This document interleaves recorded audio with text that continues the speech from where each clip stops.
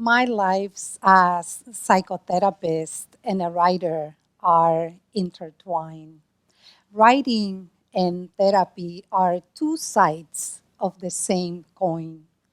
I'm going to share with you how this vision came to be and how it has grown into an effective way to help myself and those I work with.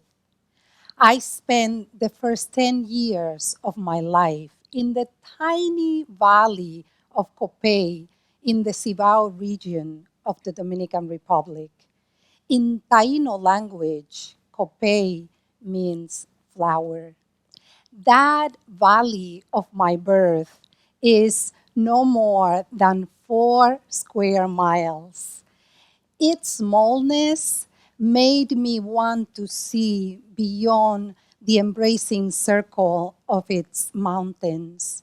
I wish to step into the expansiveness of writing and poetry, and that became my horizon. I learned about metaphor from the life of my people.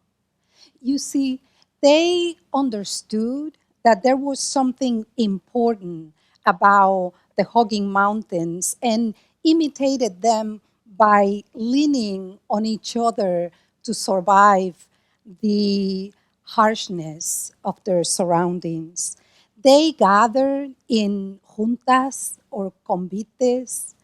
Groups of men and women joined hands to work each other's parcela, each other's conuco or orchard, until everyone's land was tended. It had a wonderful ripple effect. All the work got done, no money was exchanged, nobody was left out. And I learned how a community can shape and support the self. I came to this country in 1990, but it wasn't until 2004 that I thought again of the hugging mountains, their meanings and implication for my life and work. I was canoeing on the Housatonic River in Connecticut, surrounded by hugging hills and the most spectacular foliage, like the one we see these days, when I had an experience that broke me wide open, an experience that gave me a new feeling for home. I was uprooted and I felt the pain. But now I was replanted in new soil, and I felt the need to explore my migrant self. I can't quite put into words my experience that afternoon. I felt a part of everything around me: the water, the hills, the colors, each leaf by separate leaf. I could not tell where anything started or where any of it ended. Instinctively and sort of like from a deep place, I started singing the name of pre-colonial Taino chief Anacaona. It was as if an invisible hand were guiding my singing.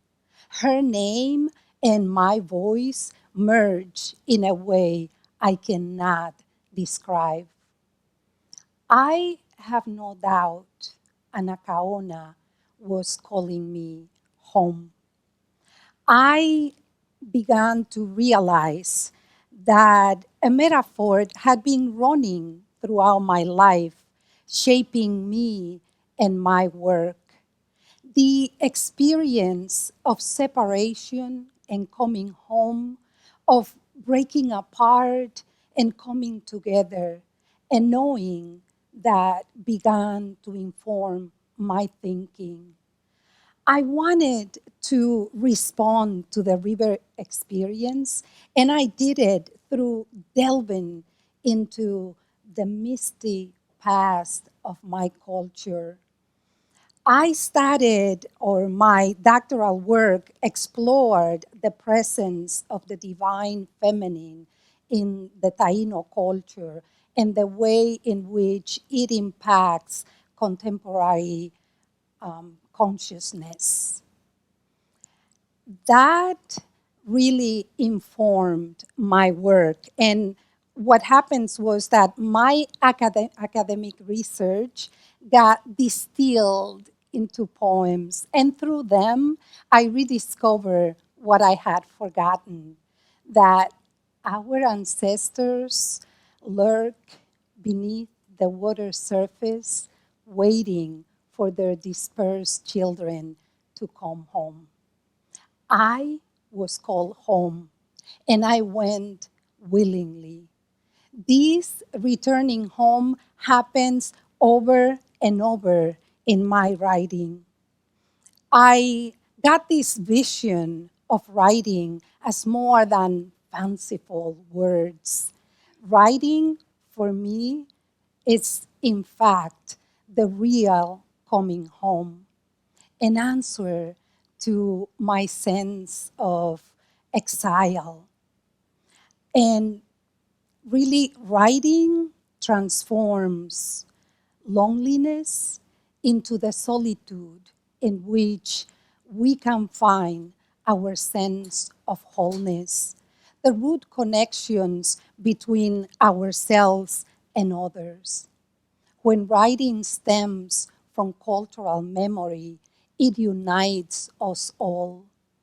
That kind of writing has the potential to take history back from false accounts, from imposed silence, from ignorance, from shameful negligence.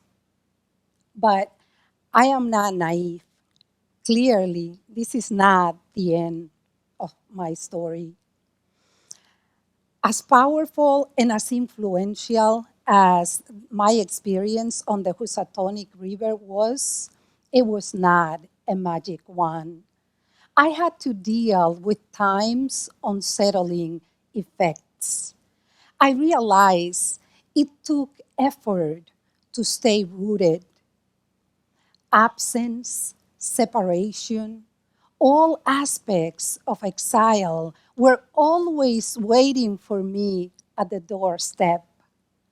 Fortunately, I learned the art and practice of mindfulness, a form of vigilance infused with presence, and that made all the difference on how I dealt with them. Also, the Joycean strategies of survival in exile, silence, and cunning became for me very relevant. Unlike Joyce, however, my silence was not haunted by disconnection. Rather, it was an element of depth that nurtured me, one in which I found my center. And as for cunning, it occurred to me that in my own backyard, in my own culture, there was this striking figure of La Ciguapa. There she is, the iconic, mythic ancestor, a woman with long hair covering her naked body, her feet pointing backwards to cover her tracks so she is not followed. She wants to protect her solitary space. La Ciguapa is a telling metaphor for the way in which we can create a pathway to our own story. When I work with women, for instance, I use this metaphor as a way to illustrate a feminine symbol.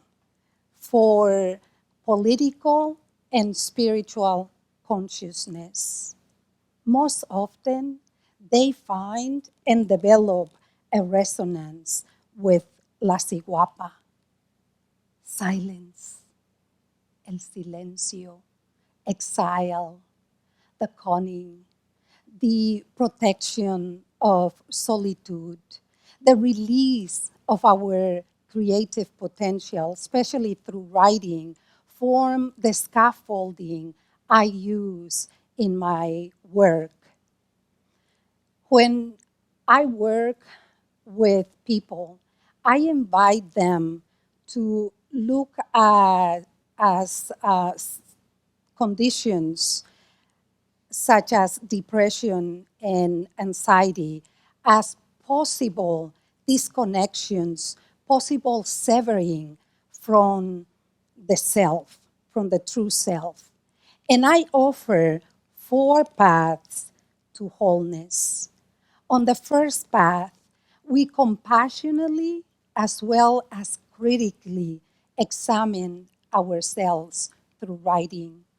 On the second path, we use discernment to distinguish between the elements of history and our own story. On the third path, we reinvent ourselves through writing because I am convinced that if we can all have the potential to end psychological suffering through embracing changing perspectives. On the last path, we cultivate kindness toward the self and others through contemplative and meditative practices. The recovery of the whole self is a sacred task that also involves a challenging journey. All too often, we give in to the temptation to surrender ourselves to the way things are, the familiar norms and conventions, the peer group, the established way of being. It is crucial to distinguish between a collective in which the self gets erased and a genuine community where he or she flowers. There are many moments in my office or in my study when I return to the little valley that shaped me, and I think again of the juntas and the communal support they provided for everyone. And I get a true image of what interdependence really is. And I see in my mind's eye the hugging mountains where I and my people came to be. I am a long way from home, yet it is as if I'd never left.